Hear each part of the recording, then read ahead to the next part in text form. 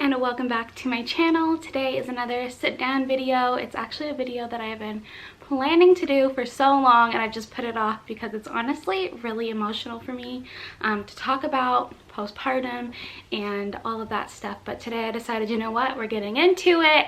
This is hopefully going to help at least one mama out there who is either going through it right now or going to go through it or has gone through it in the past and just felt alone. I'm here to tell you that postpartum is dang hard, mentally, physically, emotionally, all the things. It's beautiful, but it's also really hard and you are not alone. So I'm going to tell you guys my side of postpartum and how we went through it and all of that stuff. I'm going to try to do it before Hendrix wakes up, which is like story of my life. And also my brother just needs to stop yelling and I texted him and he doesn't listen to me. So there, if you hear him, he's playing Fortnite.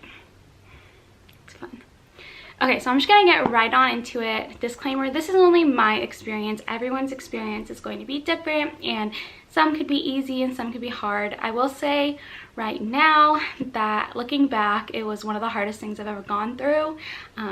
Birth and labor and stuff does not compare to postpartum. Postpartum is a whole nother realm of things you can't prepare for, and you can prepare for the physical side of things, but you really can't prepare for the mental, emotional, all that kind of stuff. So it is dang hard, but hopefully this will shed some light for some of you guys. I have my notes because I knew that I'd get emotional and all of that stuff. I just don't want to like totally go off on too many tangents. So we're gonna try this and see. Hopefully you guys will understand what I'm trying to say. Okay, so for me, postpartum physically was really easy in comparison to mentally and emotionally.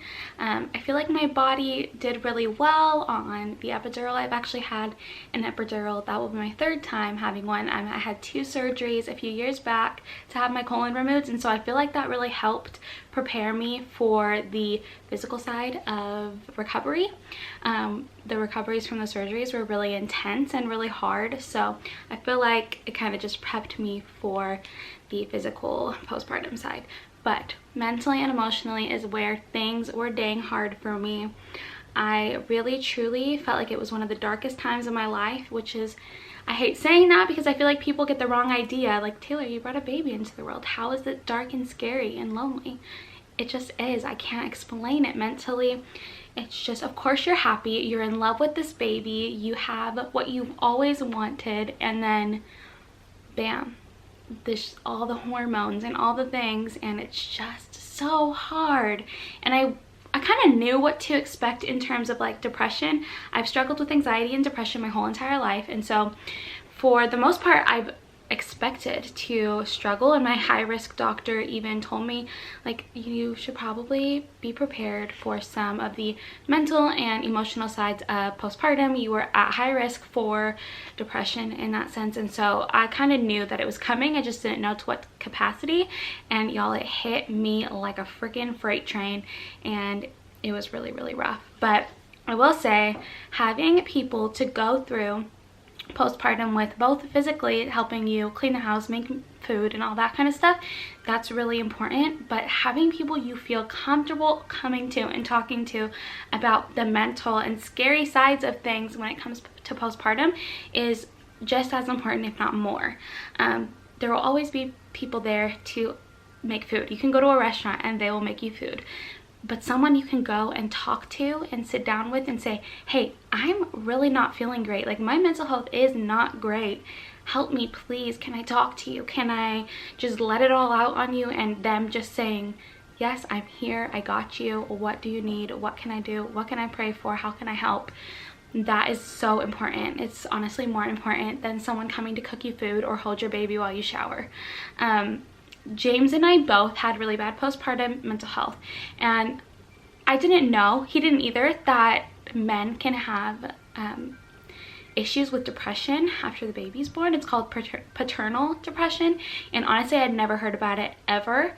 And James is not the type of person who is ever down about anything. He is constantly happy. He literally is so just like upbeat and just goes with the flow. If something happens, he's like, okay, it happens, whatever, let's move on. Whereas I just always struggled with really bad anxiety and really bad depression. If something bad happens, like I go down a spiral sometimes and my brain just cannot stop. So we're very different in that sense. Like I've struggled my entire life. He has not struggled a day in his life with that. Like he's been sad, but he's never struggled with anxiety or depression. So for him to have postpartum like me, it was just insane. Like we literally were scared. We didn't know what was happening, why he was feeling this way, and if it was normal. After talking to my high-risk doctor, who is one of my favorite people in the entire world, and I can't wait to get pregnant again so I can have her as my doctor, she literally saved the day. She prescribed me an antidepressant, which I was actually offered during my pregnancy but turned down. I had really bad depression during my pregnancy as well, and I again was so happy. I was so excited to be pregnant. I was told that I may never get pregnant, so to be pregnant I was so excited and happy, and it was just amazing. But then I was feeling so depressed and it felt so guilty. I didn't like opening up about it to people because I thought they would think I was being ungrateful, when in reality that's not the case at all. I was so grateful for this baby, but I just had so much in my mind that was going on, and I just needed someone to talk to who would understand and not judge. And I do have the best support system, but even then I was still a little bit hesitant because I just wasn't sure how people would react and how it would go. And so thankfully we had the best high-risk doctor who helped me through that. Again, I turned down the chance to take the antidepressant during my pregnancy. Of course, they're not going to offer anything that's not safe for you or the baby. So it was a safe medication, but I just had prayed about it. I tossed and turned for nights. I had the medication in my side table, but I just never took it. And so I told my doctor, hey, I'm not ready to take it yet, but like, can I keep it just in case I decide I need to take it? So we kept it in the house in case I needed it, and I never took it. I actually ended up throwing it out, like disposing of it, and I just didn't take it. And then at the end of my pregnancy, literally, you guys, 2 days after giving birth, maybe not even, yeah, 2 days after giving birth, we got the news that Hendrix had really bad jaundice. We had to take him to get checked almost every day. He had to get pricked in the foot to get his blood drawn, and it was so hard. Watching your baby be in pain is horrible, and watching them constantly prick their foot because they can't get enough blood, like, oh, it was horrible. James and I were both just, of course, exhausted. You're getting like 2 hours of sleep total, and you're tired, and you're struggling with that side of things, and then getting used to like having this baby, and then on top of it your baby is in pain and your baby is struggling. And my milk hadn't come in yet, so we were trying to figure out how to get him fed so that his jaundice would go away, because in order to get rid of the jaundice they need to be eating enough and getting that out of their system. So he wasn't eating enough because my milk hadn't come in.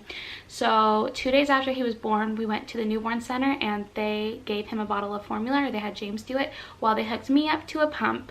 And I was sitting there watching my husband feed my baby his first bottle of formula, and it was so hard. It was like a hit to my self-esteem. I felt like a terrible mom. I felt like I failed. No, feeding your baby formula is not a failure. Feeding your baby from a bottle, not a failure. You are not a failure for feeding your baby a different way. Fed is truly best, and I will always think that. I never have ever judged another mother for feeding their baby a bottle. Just to me, that is best. So I never thought to judge another mom, but when it came to me, I felt like I had put pressure on myself to feed my baby by nursing. And so watching James feed Hendrix his first bottle of formula while I was pumping literally 1 drop because my milk had not come in, it was really hard. So that began kind of this emotional roller coaster that was kind of going downhill for a really long time. And we found out that his jaundice was so bad because he hadn't eaten enough. He was losing weight rapidly, and we were constantly going to the newborn center. It was like a 25-30 minute drive to the hospital to get his levels checked and to get him weighed. And they would have me feed him, and they would weigh him before and after, and every time he gained nothing. So we had to wait a few days for my milk to come in, and I remember that moment being like the best day ever because my milk had come in and I was so excited to be able to give my baby my milk in a bottle instead of formula. Again, that is best, just FYI. But yeah, it was just so exciting for me. I had asked my mom and my sister, I'm like, this is milk, right? This is like not colostrum, this is like actual milk, like my milk is in, like this is good. And they're like, yeah, that's great. And so It was a big celebration. I was really excited, and from there on out we gave Hendrix both formula in a bottle, and we offered the boob, which he rarely ever took, and then breast milk in a bottle. So that was really hard, seeing him drink formula. That was a really big hit to my self-esteem and to my confidence. I just felt like, again, I felt like a failure, and it was really hard, especially with all the other emotions going through and all the hormones and everything. So we would constantly go to the newborn center, and they one of the nurses kind of told me, like, you know what, you're too far gone, like, he needs to get rid of his jaundice and he needs to eat, so you're either gonna pump or you're gonna formula feed. And I was like, okay, I'll pump.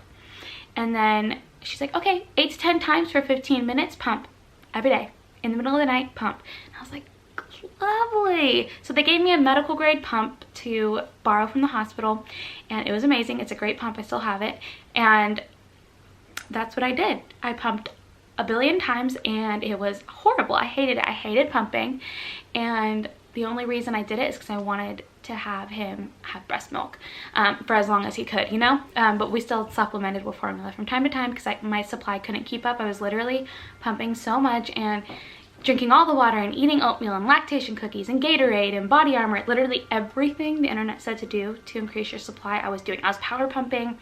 Literally, I felt like most of the time I was just connected to that big old giant pump. So it was really hard. I constantly was trying to get him to feed on the boob first, and he wasn't having it. He would cry and scream. We would use the shield, we would use all the things, different methods, different ways to hold him, and it just wasn't working. So eventually we just went to a lactation consultant at the doctor's office. We were able to get an appointment finally, and I was like, please, I don't want to give up yet. Like, I'm not ready. I really want to nurse him. And she, oh, I wish I could go back and hug her right now. She's amazing. She literally was one of the only people who gave me hope that I could continue to nurse. And also Hendrix's pediatrician, them too, they like literally gave me so much hope that I didn't get from the hospital. Just because a lot of people choose not to breastfeed nowadays, and so they just assumed that, oh, you're struggling, that means you're giving up, and that wasn't the case. But yeah, so eventually we got it going. It took about almost 2 months to get him to latch and eat only breast milk, and it's something I'm very proud of. It was really hard, and honestly, so many people told me I was too far gone, it was too late, it wasn't gonna happen. And imagine being a new mom, really wanting something to work, and somebody telling you, oh, well, you've been giving him a bottle too long, so he's not gonna take your boob. Good luck. And that's it. Like, what? No, thank you. Please don't tell me that. Okay, bye. You know, people always have their opinions on things, and it's great if you ask for their advice, if they give it to you, but in my opinion, don't give a new mom advice unless they want it. Because honestly, I didn't want their advice and I didn't ask for it. So yeah, I honestly kept my breastfeeding journey private. I was very, very concerned with being judged, even though, again, I have a really great support system and I could have opened up a lot sooner, but I just chose not to. I honestly didn't know how people would react, and I felt like I had to put on a show. I would post boomerangs of me feeding, and little did they know that was only 2 seconds of him latching, and then he took the bottle.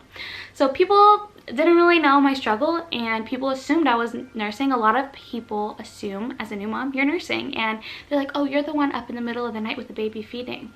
And I felt guilty because James would get up in the night and give Hendrix the bottle, but y'all, I was getting 2 hours of sleep.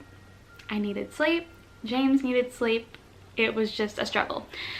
So yeah, that was hard, but now that we're 100% nursing, it's really great. I do kind of wish sometimes he would take a bottle, but also at the same time I selfishly love it. But again, if you are trying really hard to nurse and you want to nurse, I have to say I'm very glad that I kept going and I didn't give up. My mom was a really big support in me just keeping it going and trying my best, and knowing that whatever happens, happens, and he is healthy and fed. His levels of jaundice were going down. He actually had to go on a billy blanket, and I remember the day that we had gone to the hospital, they checked his levels, and then we were hoping for good news, but they called us in the afternoon and said, hey, someone's gonna come by and drop off a billy blanket for your son. You need to keep him on it 24/7 unless you're changing or feeding him.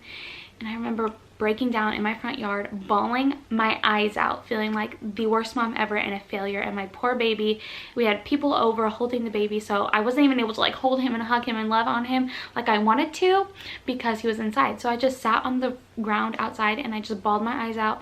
My parents came out and were like, what is going on?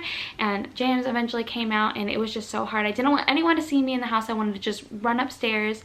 Honestly, I wanted to teleport. I just wanted to get out of there. I just needed to hold my baby and hide. So as soon as everybody left, that's what I did. I did skin to skin. I snuggled with him as long as I could until they brought the Billy blanket. The Billy blanket, yes, I understand it is so important for them to get rid of their jaundice. I know that.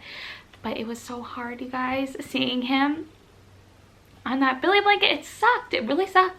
It broke my heart, and I just like, he hated it. We hated it. He just wanted to be held.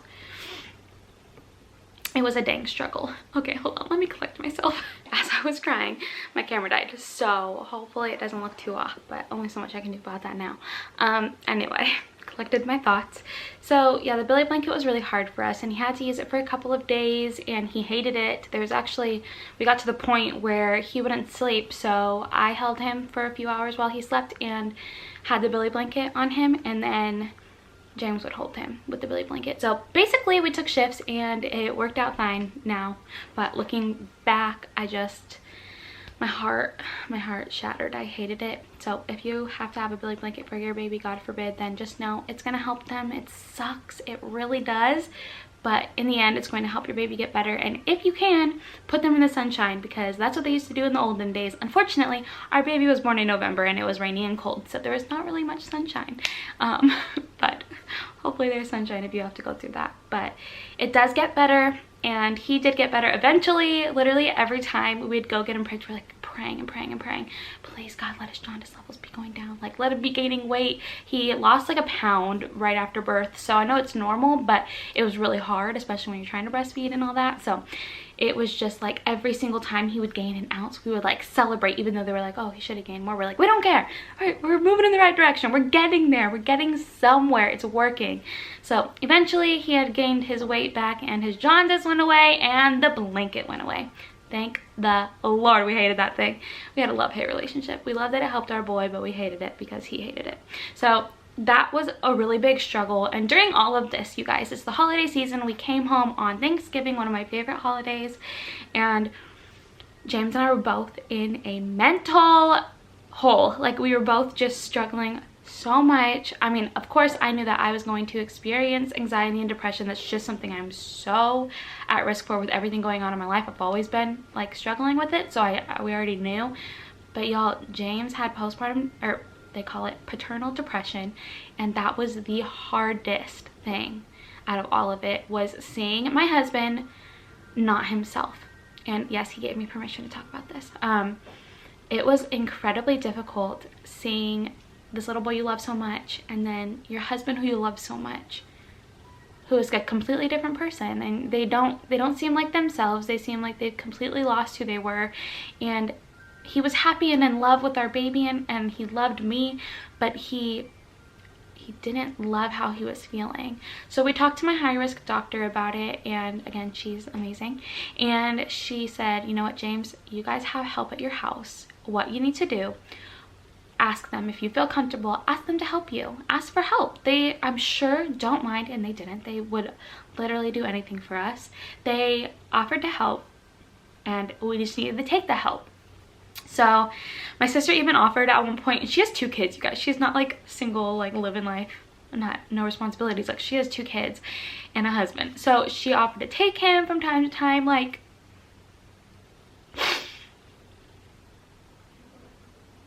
it was so hard accepting help, and I didn't want to be away from Hendrix. And in fact, it's been 8 months and I still haven't left the kid. So obviously I'm like attached way too strong. But if someone offers to help you and you desperately need it, just take it. In any way, shape, or form that it comes to you that you need. If it's for your mental health, take it, because we didn't, and I wish we did. We took it from time to time, but we didn't, as much as now looking back I would have preferred.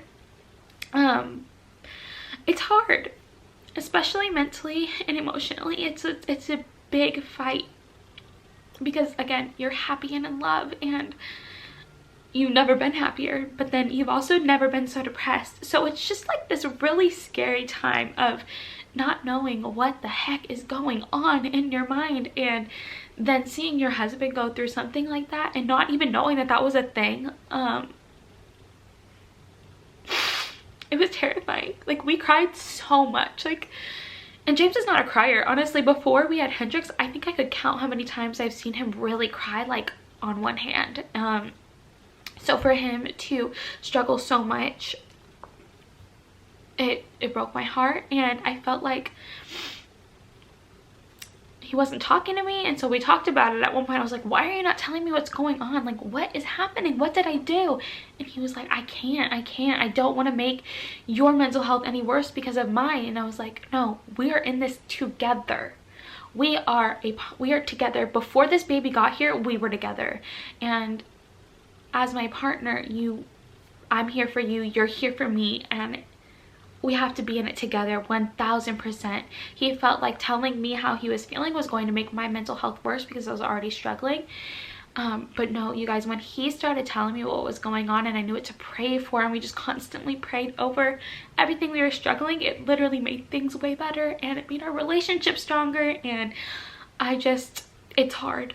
It's hard to see your significant other like that, but it's even harder not saying anything and them seeing you like that and not knowing what to do or how to help. So I'm very thankful that James opened up to me and that he felt like that weight was lifted off. Like he said, once he told me what was going on and we talked to my high-risk doctor, who's actually his coworker, by the way, like he felt better. And especially since my high-risk doctor gave us homework, she told both of us to, 1, ask for help and accept the help that's given to us. 2, she said to do stuff that makes us feel like ourselves, not just mom and dad, but ourselves. So for me, I pushed James to play video games, and don't even judge that, okay? Because I feel like a lot of people are like, oh, you just had a baby, you're playing video games, you look like a bad dad. Okay, STFU, like he's the best dad. And that I literally begged him to go play his little whatever Spider-Man something, I don't know, whatever it was he was playing, and I knew that it would make him feel like himself and feel good and have fun because that's what he needed. And I think it did make a significant difference. And if you need to do something that makes you feel like you after you have a baby, do it. Don't listen to what anybody else says. You don't need to only be that child's parent. You are also who you were before you had the baby. And if it's going to help your mental health, if it's going to help you feel good and happy, do it. Your baby is a newborn. They sleep a lot during the day. Do what makes you happy. You don't need to stare at them 24/7, even though I feel like I do sometimes. It's okay to do what makes you happy. For me, it was watching vlogs, and it was just jamming out in the car and going to Starbucks. Like, that is what makes me feel good. I think it's just really important to remember that you are still you. Yes, you are a parent, and that is a big job and a big role that you are taking on, but you are still yourself. You are still the person you were before you had that baby, and you have to remember that, or you will literally, you'll drown in all of this responsibility. You have to do what makes you happy. So that was what made him happy, and it was just so nice to see him get back to who he was. And I definitely think it needs to be talked about more. Paternal depression and anxiety is a thing, and we didn't know it until we researched it. That was another piece of homework that my high-risk doctor gave to us, and it was to Google, look up blogs, go on to Facebook groups, find people who are struggling with what we're going through as well, and read into it, and then come back and tell her what you learned. So for us, that was that we were not alone. We were struggling, but so many other people were too, which helped us normalize it and not feel so crazy. I think especially for James, he felt like a terrible dad because he was feeling this way, but here I am feeling the same way, and I don't know why people think that it's only women who go through this. Like, now looking back, I'm like, that makes a lot of sense. Like, it's not just the woman's life that changed. Like, yeah, she has the hormones and all that of having a baby and nursing and all those things, but a dad just does a lot too. Like, you do a lot of work, you're both hardworking, you're both loving that kid, and you're fighting to keep that kid alive every single day. It is dang hard when you're sleep deprived, but you're doing a great job, and don't let anybody tell you any different, okay?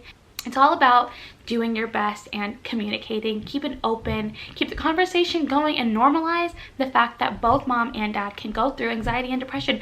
Your whole world is getting turned upside down in the best way, yes, but it's getting turned upside down, and that is a lot to learn for anybody. So if you're a new parent, especially in this day and age when life is flipping crazy and there are so many expectations on you, take it a day at a time and realize that you're doing the best you can, and no matter what that looks like to you, you're a great parent, you're a great mom, you're a great dad, and that baby could not live without you. You are keeping that baby alive, and you are fighting to just grow that baby into the best human being possible.